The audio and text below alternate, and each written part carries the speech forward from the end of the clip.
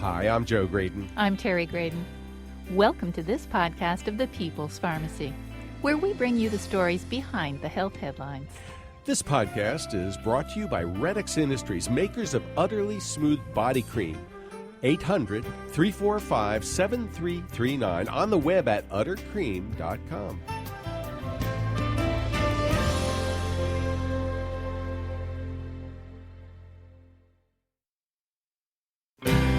Dr. Andrew Weil has brought integrative medicine into mainstream practice.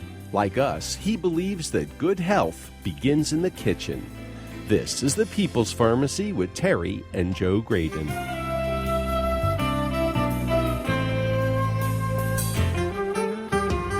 It's hardly revolutionary to propose that diet makes a difference when it comes to our health, but an awful lot of people feel that eating delicious, healthy, home-cooked meals isn't possible for them. They don't have time or they can't afford it. Dr. Andrew Weil believes that fast food can be good food. We're not talking burgers and fries, but simple, delicious meals prepared in your own kitchen. What's in your pantry? Coming up on the People's Pharmacy, Dr. Weil shares his culinary secrets with you. First, this news. In the People's Pharmacy health headlines, female physicians outperformed their male colleagues on key medical outcomes in a recent study. Researchers reported in JAMA Internal Medicine that hospitalized Medicare patients were less likely to die during hospitalization when being cared for by women doctors.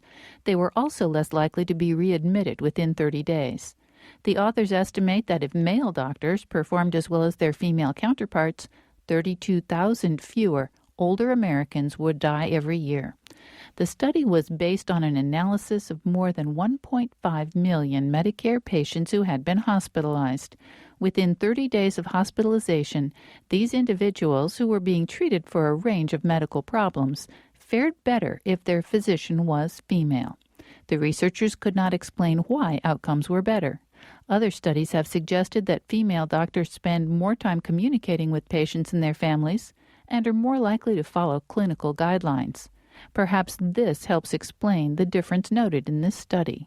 Women doctors don't earn as much as their male counterparts. Perhaps it's finally time for the healthcare system to do as an accompanying editorial suggests and award equal pay for better work. The manufacturer of the stop-smoking drug Chantix received a Christmas gift from the Food and Drug Administration. The medication has carried a black box warning for 7 years. It warned of serious neuropsychiatric events, including depression and suicide. The black box, which is meant to capture the attention of prescribers and patients, advised vigilance for potentially harmful reactions to the drug, such as hostility, agitation, behavioral changes, and suicide attempts. These might occur while a person was taking the drug or upon discontinuation. That black box can now be removed. An advisory panel voted narrowly in favor of removal in September, but FDA scientists had wanted to review some inconsistencies in the data that Pfizer had offered.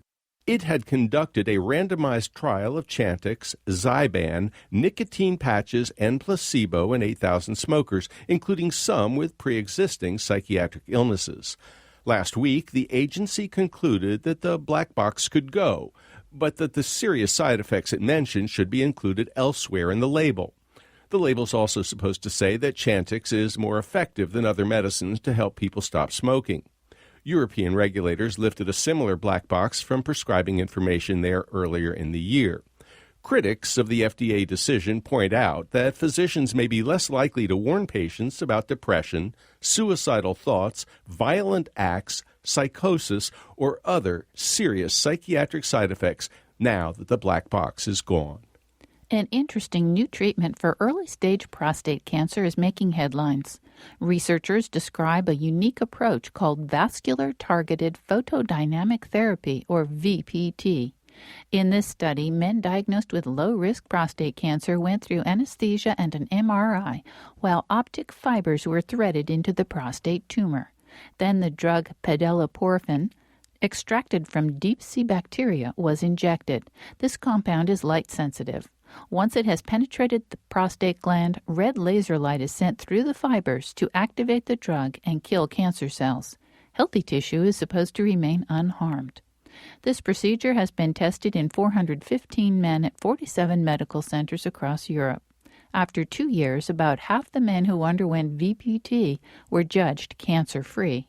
That compares to about 14% of those treated with active surveillance. Cancer had progressed in 28% of those in the treatment group, compared to 58% of the men under active surveillance.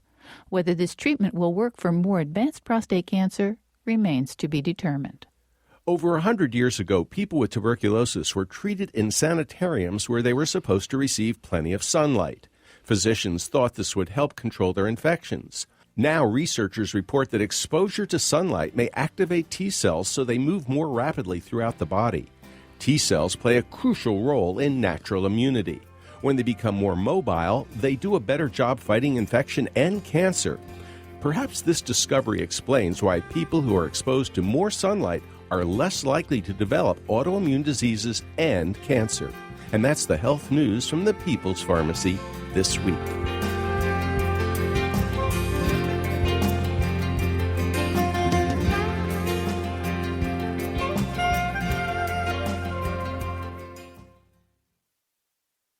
Welcome to the People's Pharmacy. I'm Joe Graydon. And I'm Terry Graydon. Dr. Andrew Weil is by all accounts one of the country's leading experts on integrative medicine. He graduated from Harvard with a degree in botany and then went on to get a medical degree from Harvard Medical School. After a stint at the National Institute of Mental Health, he wrote a landmark book, The Natural Mind. Dr. Weil is an expert on medicinal plants and founded the Center for Integrative Medicine of the College of Medicine at the University of Arizona. He's written a number of best-selling books, including Health and Healing, Spontaneous Healing, and 8 Weeks to Optimum Health. You probably knew all that, but did you know he loves food and is also a great cook? We're talking today about his brand new cookbook, Fast Food, Good Food. More than 150 quick and easy ways to put healthy, delicious food on the table. Welcome to the People's Pharmacy, Dr. Andrew Weil. Thank you. It's wonderful to have you with us. You are undoubtedly one of the world's foremost experts in integrative medicine, but you have come up with a really fabulous book. It's Fast Food, Good Food, and I was interested to read that it kind of got its roots when you were a medical student. And I can't think of anything tougher than being a medical student in a hospital and eating all that crappy food. How did you evolve into this amazing chef? First of all, I'm not a chef. I'm a good home cook. I went to medical school in the late 1960s in Boston.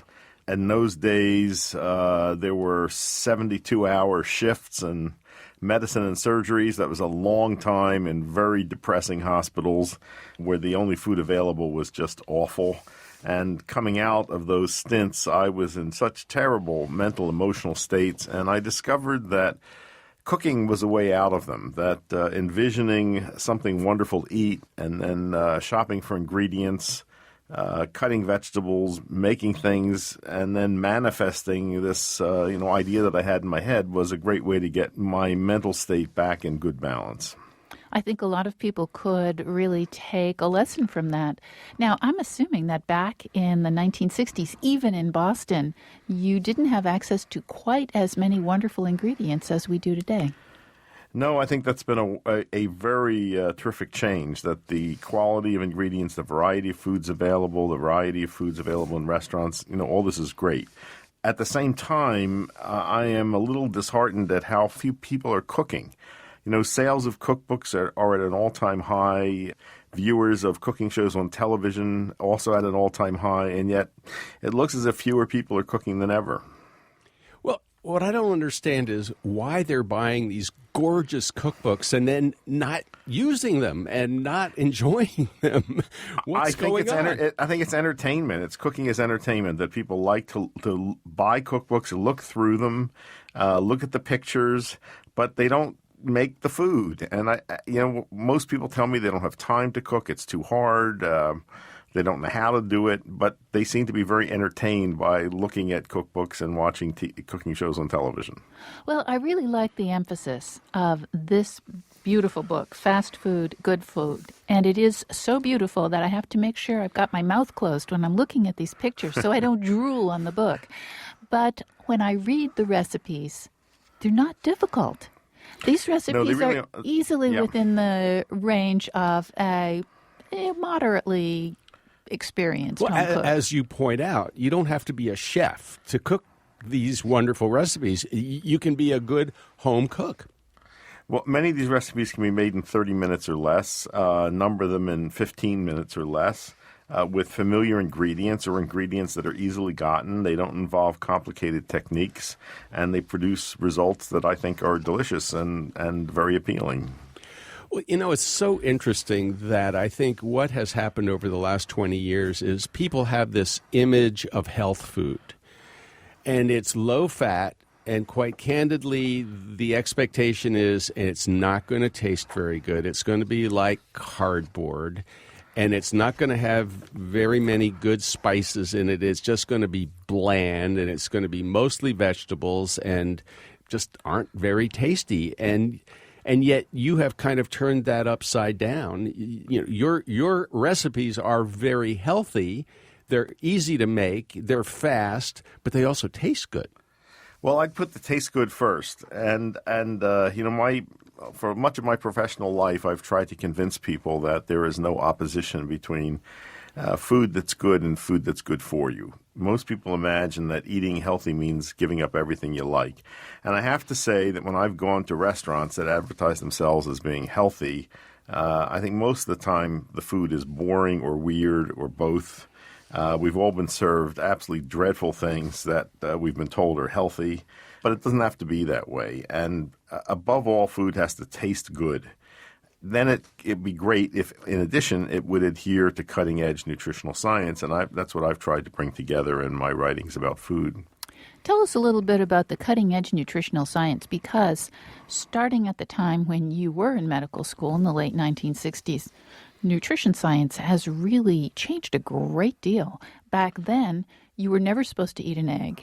You certainly shouldn't have any butter. Things have changed a bit. Tell us a little bit about that. Well, first of all, let me say that I had almost no education in nutrition in 4 years at Harvard Medical School. The total instruction I got was 30 minutes, which were grudgingly allowed to a dietitian at one hospital I worked at to tell us about special diets we could order for patients. That has not changed a great deal since I've been out of medical school, even though, if deans of medical school were listening to me, they'd be jumping up and down and saying, but. But what they'd be pointing to looks to me like biochemistry, and when nutrition is taught, that's how it's presented, and it's forgotten as soon as the biochemistry exams are over. So the fact is that our medical profession is functionally illiterate in nutrition. That's a great oversight that I and my colleagues in integrative medicine have been trying to correct. One of the things that is very surprising to me is that if physicians realize that this is a great deficiency in their education, there has not even been a place to go to remedy it. If you want to learn acupuncture, you can learn acupuncture. If you want to get certified in medical hypnosis, you can do that. But it's not even obvious where you go to learn cutting-edge nutritional science until our University of Arizona Center for Integrative Medicine 12 years ago now started an annual conference on nutrition and health where we bring together the leading experts in nutritional science to present their findings to clinicians for continuing education credit. In organizing those conferences over the years, one of the things that I've learned is that in the community of nutrition researchers today, there is a very high degree of consensus on most of the important questions. We know what are good fats and what are bad fats, what are good carbs, bad carbs. We have a pretty good idea of what an optimum diet is. But somehow that consensus view is not making it into education of health professionals. It certainly isn't making it into media for the general public because most people seem to think it's all confusion out there. Well, I think you've absolutely got it right. People throw their hands up in despair and say, well, the experts can't agree, and therefore, bring on the burger. They told us olive oil was, bad. Then they said it was good. Then butter was bad. Now it's good. Low-fat diets don't work, so what does it matter? You may as well eat anything. And that's not how it is. We really have a good sense of what is better and what is worse. Well, since we do have a good sense, how about if you give us a very brief overview? What is a good diet? Well, first of all, let me say I think everyone would agree that the big problem in our population today is the amount of food-like substances that are being consumed. Most people are no longer eating food as nature produces it. We're eating highly manipulated food. And it is this refined, processed, and manufactured food that's causing problems for us. It gives us the wrong kinds of fats, the wrong kinds of carbohydrates, not enough of the protective elements that are mostly found in fruits, vegetables, herbs, and spices. So I would say the first step of any sensible nutrition plan is to try to reduce and hopefully eliminate consumption of refined, processed, and manufactured food. And just to put an exclamation mark on the fat controversy, because we still have colleagues, and I'm sure they're even friends of yours, who are promoting a very low-fat diet as the only healthy diet, and that's not what you're talking about in this book. No, I think that is really obsolete information. We lived through an ultra-low-fat era in the 1970s and early 1980s. This was a period when people were told never to eat nuts or avocados, when manufacturers produced a lot of low-fat and non-fat foods. And through this whole period, Americans steadily got fatter. So something is clearly wrong with that picture. I would say that the weight of evidence has now really shifted to looking at carbohydrate as being the foods that we should be most concerned about in terms of obesity, metabolic syndrome, type 2 diabetes. I think there's still a lot of misunderstanding there, but it's not that fat is bad. It's not that fat makes you fat. I think there are different kinds of fat, and you want to really inform yourself about what are good fats and what are not good fats. And I was delighted to see that butter is one of your pantry essentials. So you are cooking with butter as well as other healthy oils. Yeah, I have to say in my own kitchen, I use butter very sparingly. It's just a habit of mine. I mostly cook with olive oil, which I think is an especially healthy fat. It's in addition to its other virtues, it's got a unique anti-inflammatory compound in it. It is a mainstay of the Mediterranean diet, and we have I think very strong scientific evidence that the Mediterranean diet is the way of eating that has the highest correlation with overall health, good health, and longevity. You're listening to Dr. Andrew Weil, an internationally recognized expert on medicinal plants and alternative medicine. He's the founder and director of the Arizona Center for Integrative Medicine, which teaches doctors how to integrate nutrition, meditation, and other complementary approaches into their practices. He's written many books, including the bestsellers Spontaneous Healing and 8 Weeks to Optimum Health. His latest work is a cookbook, Fast Food, Good Food, more than 150 quick and easy ways to put healthy, delicious food on the table. After the break, we'll find out about the myths surrounding the Mediterranean diet. How are Mediterranean-style meals different from typical American meals? We'll learn about the anti-inflammatory properties of the Mediterranean diet and the science behind it. How can you make healthful Asian-style meals? Dr. Andrew Weil will share his secrets. You won't want to miss his discussion of why chocolate is health food, his recipe for healthy and easy chocolate truffles, and the recipe for delicious non-dairy cashew-based ice cream.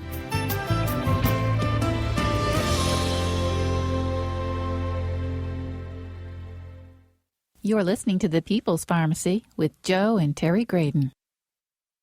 If you like this podcast of The People's Pharmacy and want to continue the conversation, you can join us online at facebook.com/People's Pharmacy to share your thoughts or comments.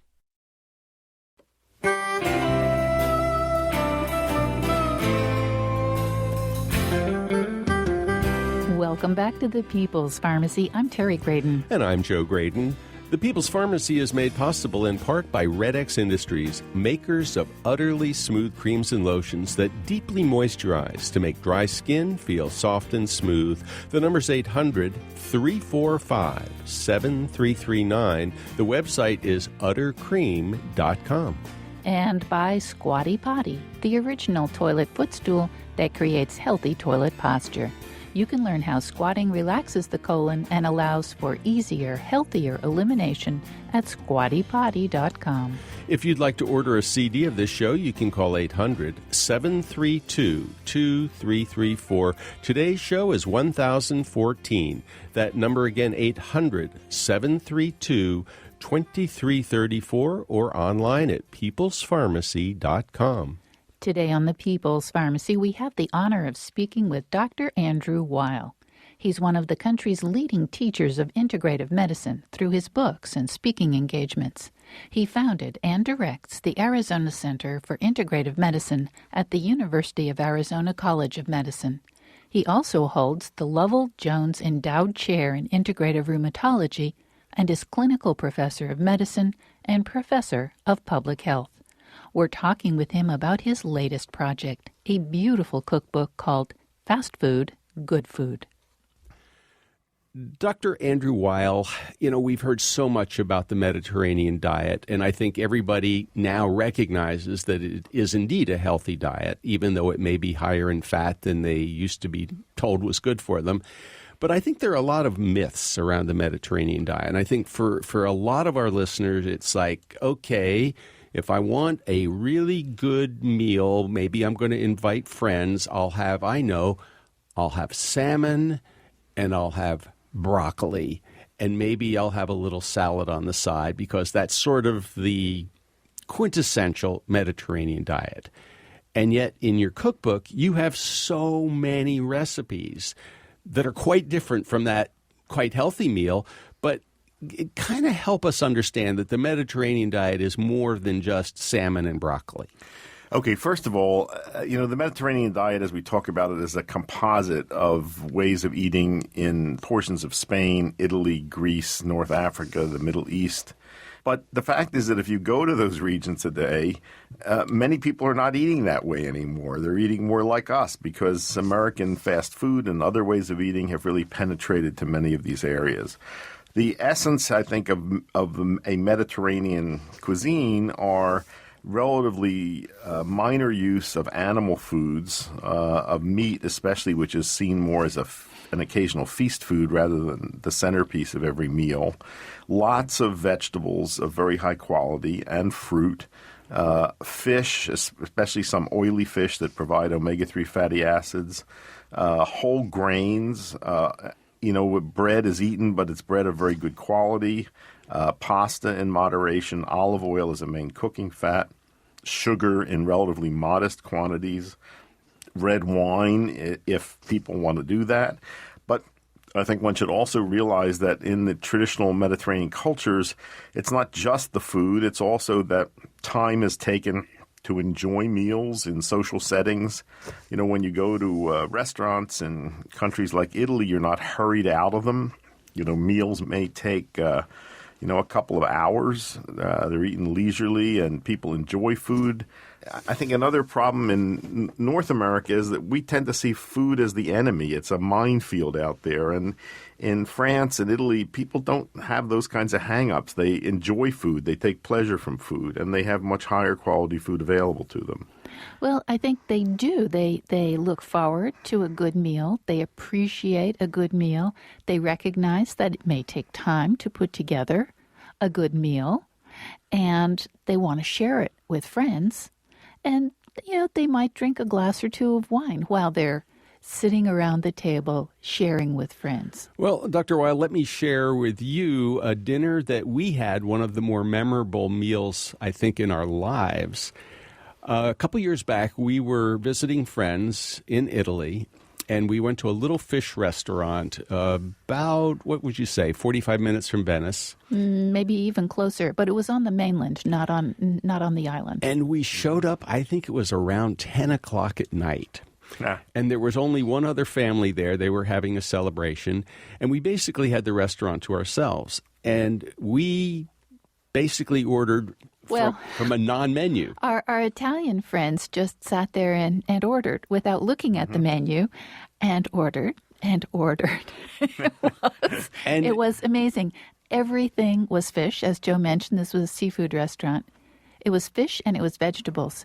And it was so amazing. This seafood came out of the Venice Lagoon.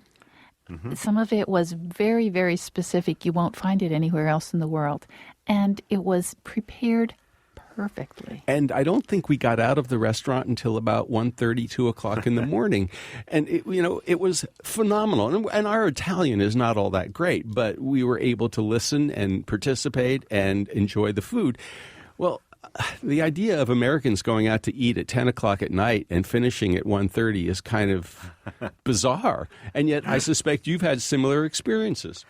Yeah, it sounds wonderful. Now, one of the things that I observe is that in these places, the food is so good that you don't overeat it. I think that you get satisfied because there's so much flavor that you can be satisfied with smaller quantities. You're not tempted to eat all day long. The pattern I see in North America is people eating more and more of food that's less and less satisfying.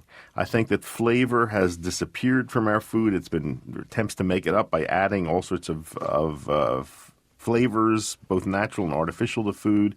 It's gotten farther and farther away from real food. One of the things that protects Italians and French from the kind of obesity we see in North America is that they have much higher quality food and they're satisfied with less of it. You talk about the anti-inflammatory qualities of the Mediterranean diet. Can you tell us a little bit more about that and the science behind it, please? I can. First of all, I am very much a believer in the hypothesis that chronic inappropriate inflammation is the root cause of most of the so-called diseases of aging, of chronic degenerative diseases. This is true of cardiovascular diseases, neurodegenerative diseases, and cancer is linked here as well because anything that increases inflammation in the body stimulates cell proliferation and increases cancer risk. So it seems to me that the best overall strategy for long life and healthy life is to follow an anti-inflammatory lifestyle. Diet is a big part of that because food choices strongly affect our inflammatory status. The mainstream North American diet is strongly pro-inflammatory as a result of the fats that it gives us, the kinds of carbohydrate it gives us, and the deficiency that I mentioned earlier of protective elements, which are mostly in fruits, vegetables, herbs, and spices. So I have developed an anti-inflammatory diet. I use the Mediterranean diet as a template because of all the scientific evidence we have for its overall benefits, but I tweaked it by adding Asian influences. I've spent a lot of time in Japan, in other countries of Asia, and I find many elements in the cuisines there that I think are very useful. So I've combined those and produced an anti-inflammatory eating plan, and this is the basis of the cookbook. Well, when you talk about Asian influences, I have just turned to a recipe in your cookbook, Fast Food, Good Food, for spicy Sichuan chicken, or you could use tofu instead if you're a vegetarian. It's a stir fry, and it sounds wonderful. Definitely not Mediterranean. Not Mediterranean, but it adheres to basic principles using healthy oils. This has grapeseed oil and some sesame oil for flavor, a variety of fresh vegetables, ginger, which is one of the most potent anti-inflammatory agents that we know of. This has nuts in it. It's got really a lot of good flavorings. This is an intensely flavored dish, relatively easy to make, and to me, this is an example of this kind of Asian influenced style of cooking that I have combined with Mediterranean principles. Now, of course, this is a spicy dish, and I happen to be a pepperhead. I love hot chili peppers. And you basically spend a lot of your time in the Southwest. You're based in Tucson. And I'm hoping that there are some other recipes in this cookbook that have a little spice. Oh, there's quite a lot. And, this is a matter of personal taste, so I'll leave this up to you. But, if you flip through the book, I just opened one here of grilled halibut tacos, which have 2 jalapeno peppers in them, and, and as well as chili powder. I think that hot peppers are very healthy. They stimulate circulation, raise metabolism, good sources of vitamin A and C. very useful. But this is, I say, a matter of personal taste, and you can use as much or as little as you want. Well, but and the lovely thing about making it in your own kitchen is you get to control how much is in there. Absolutely. And I've always felt that recipes are, where you start from and then you play with them. They're guidelines. They're not written in stone. And, in my own cooking, I often look at recipes for inspiration and then I vary them.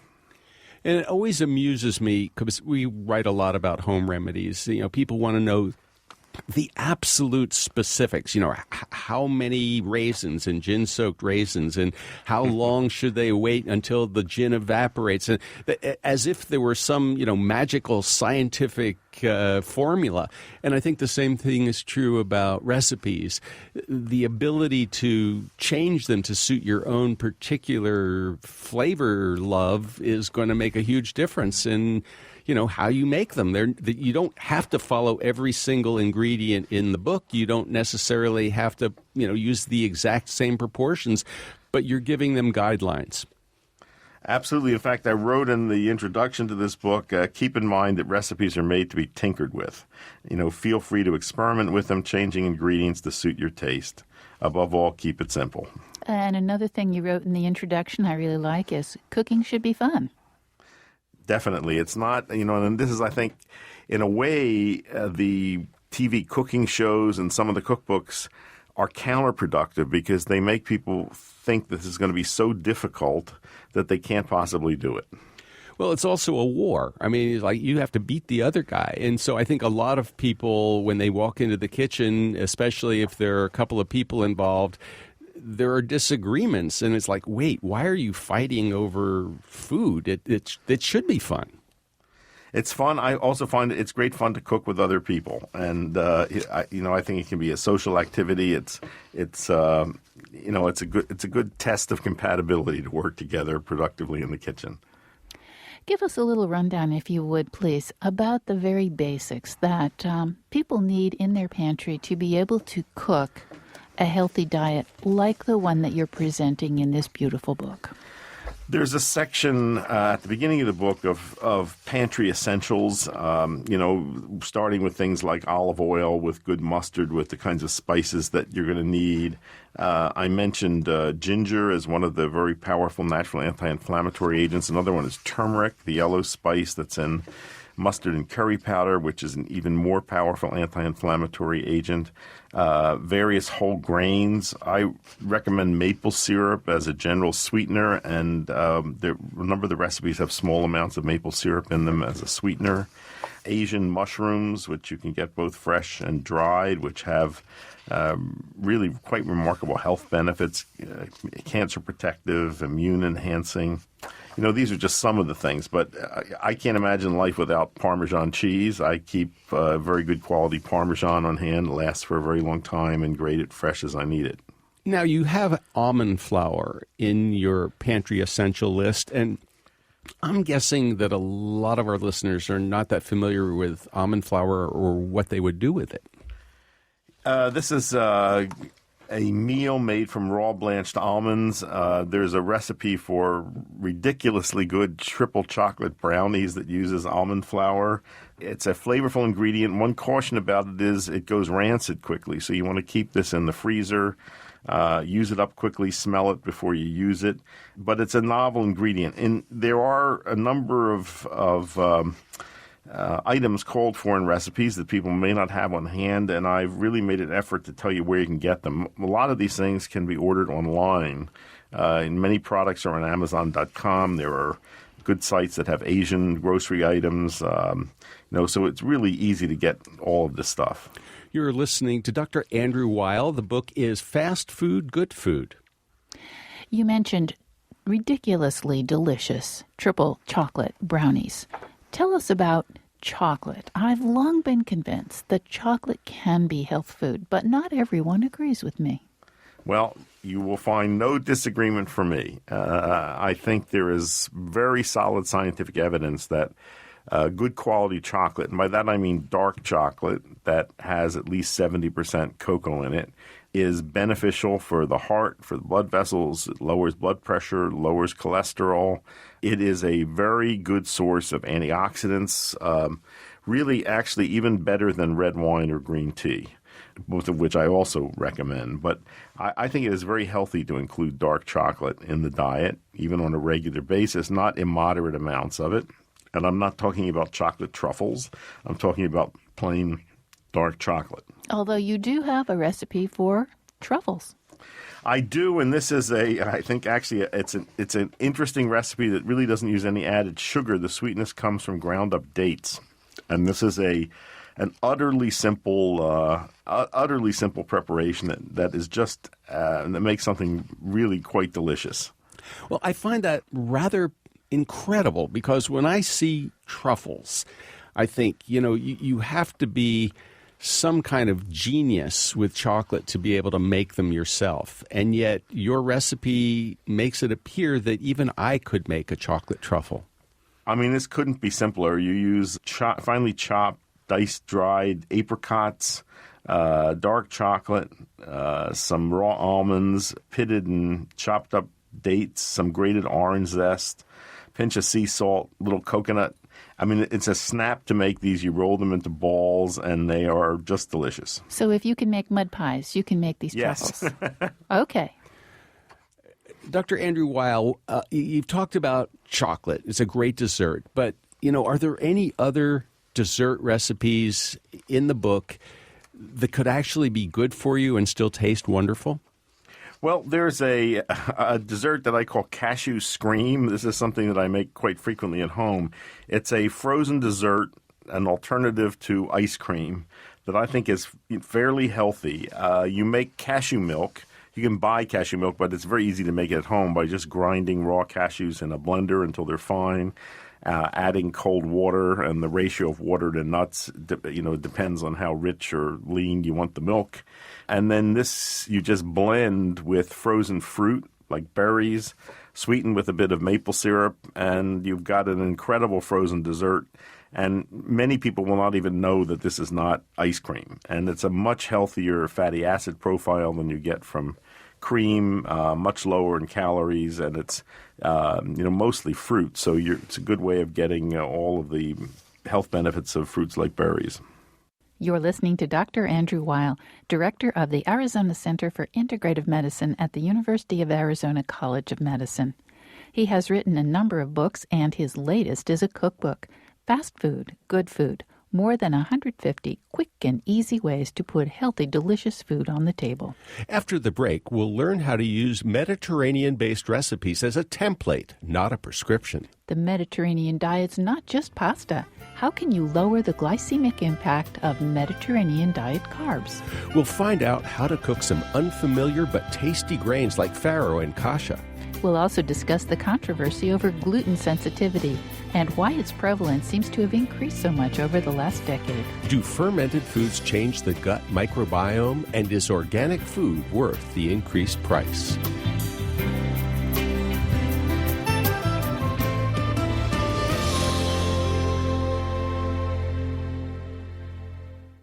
You're listening to The People's Pharmacy with Joe and Terry Graydon.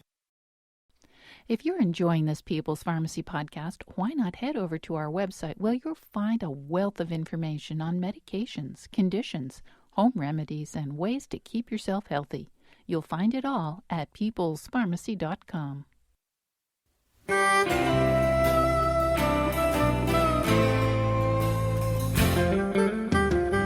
Welcome back to the People's Pharmacy. I'm Joe Graydon. And I'm Terry Graydon.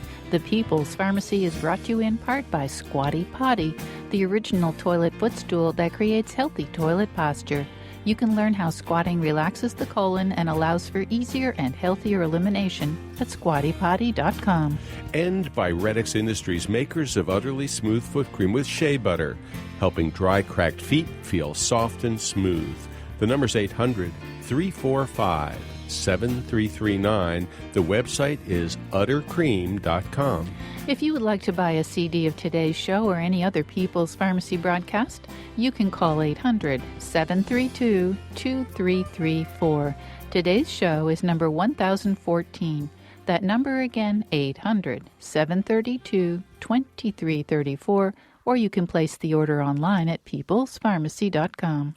Today we're discussing the impact food has on our health and how we can eat good food that's also delicious and quick to prepare. Our guest is Dr. Andrew Weil, founder and director of the Center for Integrative Medicine of the College of Medicine at the University of Arizona. He's written a number of best-selling books, including Health and Healing, Spontaneous Healing, and 8 Weeks to Optimum Health. His brand new cookbook is Fast Food, Good Food. More than 150 quick and easy ways to put healthy, delicious food on the table. Dr. Weil, you've mentioned that you use the Mediterranean diet as an inspiration or a template for the recipes in this book to a certain extent, and certainly for the recommendations that you make on how we should all be eating for a healthful diet. I think when Americans think about a Mediterranean diet, they think about Italian food, and the Italian food they know tends to be pasta. Well, if you're in Italy, pasta is served as a first course and in relatively modest amounts. I'll tell you one anecdote. I had an Italian man, come to my home some years ago to demonstrate an automatic pasta maker. This is when you just put the dry pasta in a container and water and salt, and then you set timers and push buttons, and you can go off to work, and when you come home at the time you've said, the pasta will be perfectly cooked. And as he was doing this, he said, of course, I'm going to use twice as much pasta as I would normally do in Italy. And I said, why? He said, because, Americans are used to eating twice the amounts of pasta that Italians do. So this is the first problem, is that we're eating too much of this food at our usual servings. Also, when Americans go to Italy and eat pasta, very commonly they think it's undercooked. That it is really, really chewy. And this is what Italians call al dente. And cooking pasta that way is very protective, because the issue with all of these carbohydrate foods is their glycemic impact. That is how quickly they raise blood sugar and provoke an insulin response. And the more powerfully a carbohydrate food, the faster it converts to blood sugar, the more it causes spikes of blood sugar, the more it is likely to over time, result in insulin resistance, obesity, metabolic syndrome. And so the trick here is to slow down, is to blunt the glycemic load, as it's called, of these foods. And one strategy for doing that with regard to pasta is to not cook it so well, because the firmer the pasta is, the harder it is for digestive enzymes to get in there and convert starch to sugar. Same applies to grains in general, that there's a huge difference between a whole grain or a grain cracked into a few big pieces and a grain that's milled into flour. And I find this is one of the most damaging nutritional misconceptions out there. People do not understand the difference between whole grains and milled grains. If I ask the average American to name a whole grain food, the answer I get is whole wheat bread. Whole wheat bread is not a whole grain food. It's made from flour. When a grain is whole or in a few big pieces, the starch is tightly compacted, more or less enclosed in a fibrous coating. It takes a long time for digestive enzymes to diffuse in there and begin the conversion to sugar. When you mill a grain into flour, the starch is converted into a material that has almost infinite surface area, and it's a snap for that to convert to sugar and raise blood sugar. Can you give us some examples of whole grains that perhaps we would find in your book? Sure. Things like wild rice, quinoa, buckwheat groats, rice in general. I mean, wheat berries, all of barley, all of these things are whole grains. And if you're going to, there are some breads that are okay from this point of view, like very dense European rye and pumpernickels, where actually there are pieces of grains in there. A very simple test that people can use at home, because it's not, I think the concept of glycemic load is often, you don't have a clear conception of that. If you can crush a bread product up to the size of a marble or pea, that's not the kind of bread you want to eat. I remember as a kid, our family got the usual kind of white fluff bread, and I can remember sitting at the table, pulling the crusts off, and seeing how small a pellet I could crush that down to. Well, that anything you can do that with has a very high glycemic load. You mention in the book kasha, and I grew up eating that. It was it was something that was, just part of the diet, and I loved it. I still love it. It's kind of comfort food for me, but I don't think many of our listeners know what you're talking about when you mention that in your book. Kasha are roasted buckwheat groats, that is cracked grains of buckwheat. This is a staple food of Eastern Europe, Russia, and there's a recipe in here for kasha and vegetables that I think is really delicious. It's a great fall, winter food. Kasha has a nutty taste. It's chewy, lends itself to being mixed with sautéed vegetables. Very satisfying. You also mentioned something that a lot of people have never heard of, and that's farro. And please spell it. Farro. Farro is an ancient variety of wheat. It has a somewhat lower gluten content than other wheats may be acceptable to people who are gluten sensitive. Nutty taste. You can buy whole farro. And there's a recipe in here that calls for pearled farro, which means that it's partially hulled so it cooks faster. This is a very popular grain in Italy, often served as a whole grain dish. It's great cold in salads or hot mixed with vegetables or as a side dish. Very, very delicious tasting and chewy. Well, Italy is, in fact, where we first encountered it. I'd never heard of it. And then we had this wonderful salad. We were there in the summertime. The weather was hot and the salad was cold, and it was so delicious. So since then, I've incorporated it into our diet. Excellent. And you'll find that there's a very good recipe for a farro salad in the cookbook. Now, you just mentioned gluten sensitive, and I'm kind of interested because, this is now a big controversy. Yep. There are a lot of your colleagues who say, well, there is no such thing as gluten sensitivity. Yes, some people have celiac disease, but it's the disease du jour, and a lot of people are blaming their problems on gluten when, in point of fact, it's all in their heads. How do you respond to that gluten mess? All right, here's what I think. First of all, celiac disease is a known entity. We can test for it. There is also wheat allergy, which we can test for. But gluten sensitivity is a patient-driven diagnosis. There's no objective test for it. And it seems to be something that's happening peculiarly in our population. I made a few trips to China in the past few years. In any Chinese restaurant, you can get gluten as a main course. You can get sweet and sour gluten with black bean sauce. I asked lots of Chinese about gluten sensitivity. I got blank stares. Doesn't exist. Same in Japan. It doesn't exist. So why is this suddenly happening here? And why should a grain that has sustained human populations for thousands of years suddenly become a problem? Some people argue that the genetics of wheat have changed. Maybe. My guess, and I would bet money on this, is that this has to do with changes in the microbiome in our population. I'm sure you have, on your program had people talking about the microbiome, the importance of our gut flora, which we're recognizing as being a crucial determinant of health and our interactions with environmental factors.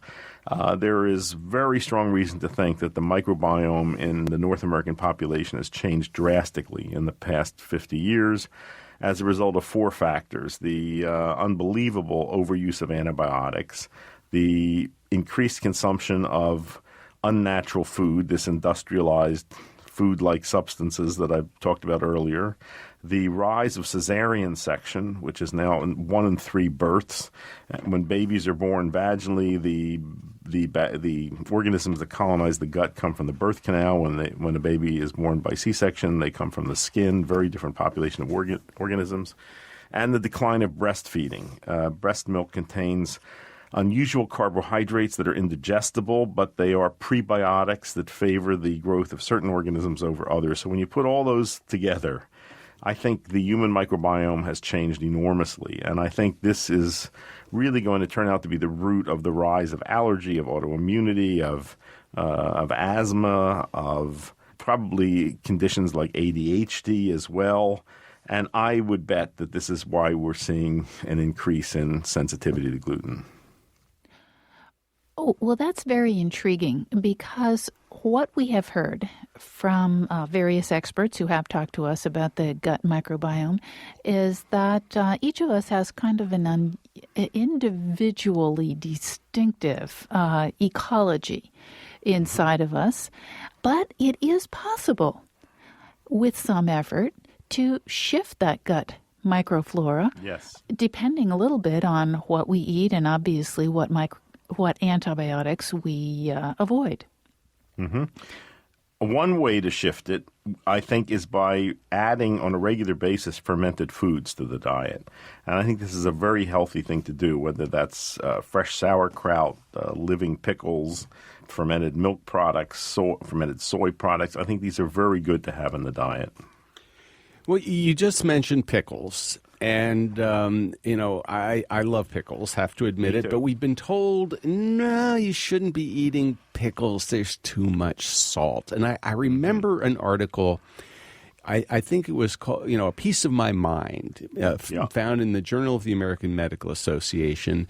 And this was a physician who was writing about his father. And his dad was in his 90s. And had been losing weight and not doing very well. And the son basically said, Dad, what's going on?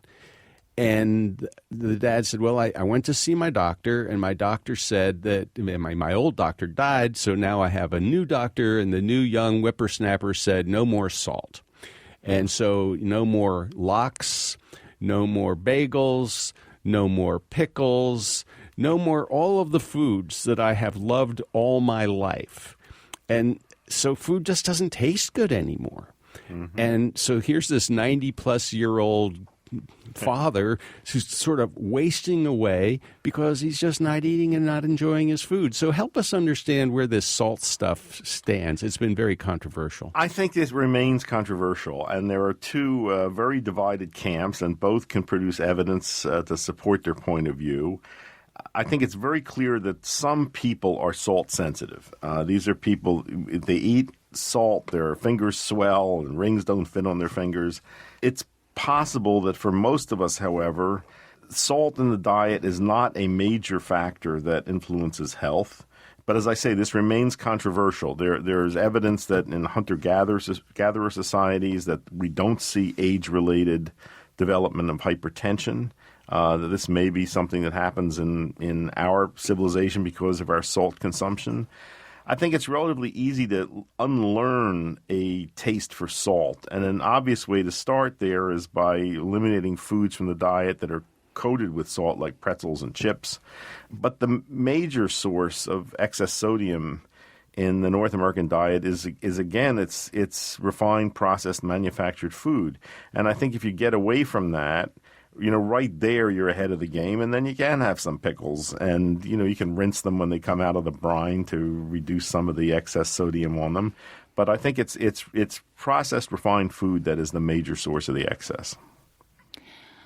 Well, we just asked you about one controversy, and now I'm going to ask you to wade into another. Organic food. Is it worth buying? Should we all be eating organic food when we can? I think it's worth buying in some cases. There's been a lot of, again, controversial research arguing whether organic food is more nutritious or not.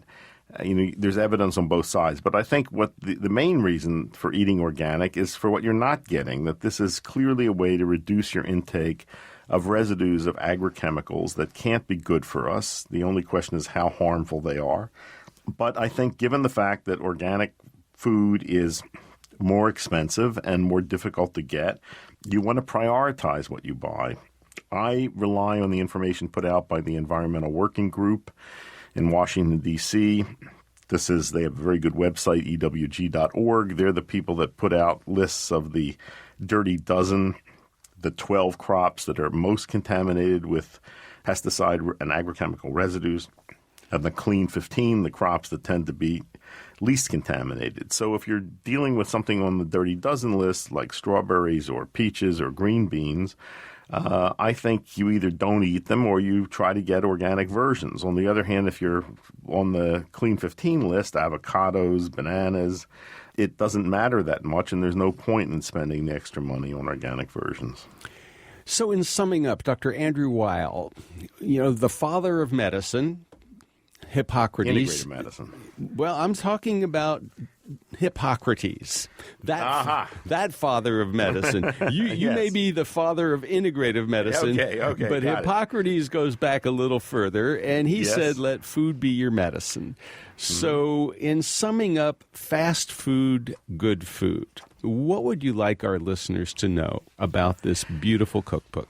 That it is possible to make food that is absolutely delicious in relatively short amount of time with ingredients that you can easily work with, that doesn't involve a great deal of work or prior knowledge, and that eating this way is one of the most powerful things you could do to influence your health in a good direction and take you away from eating food that other people make.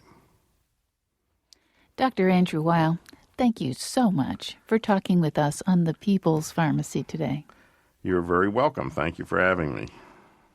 You've been listening to Dr. Andrew Weil, an internationally recognized expert on medicinal plants and alternative medicine. He is indeed the father of integrative medicine. He's the founder and director of the Arizona Center for Integrative Medicine, which teaches doctors how to integrate nutrition, meditation, and other complementary approaches into their practice. He's written many books, including the bestsellers Spontaneous Healing and 8 Weeks to Optimum Health. His latest is a cookbook, Fast Food, Good Food.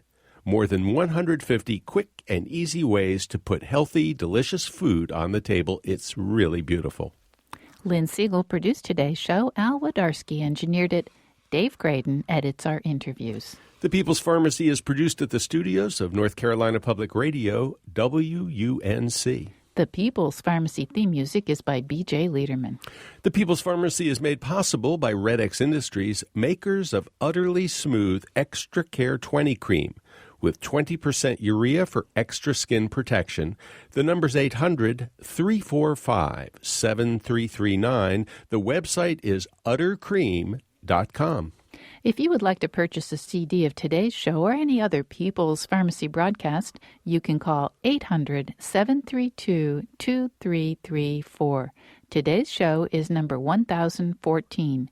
That number again is 800-732-2334, or you can place your order online at our website, peoplespharmacy.com.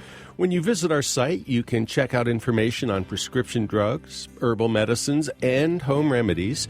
You can share your own experience and thoughts on today's show. You can also find our listen and read opportunity with a CD of today's interview with Dr. Andrew Weil and a copy of his book, Fast Food, Good Food. Also at the website, you can sign up for our free online newsletter or the free podcast of the show. You need never miss another People's Pharmacy program, and you can share it with a friend. It's all there at peoplespharmacy.com. In Durham, North Carolina, I'm Joe Graydon. And I'm Terry Graydon. Thanks for listening. Please join us again next week.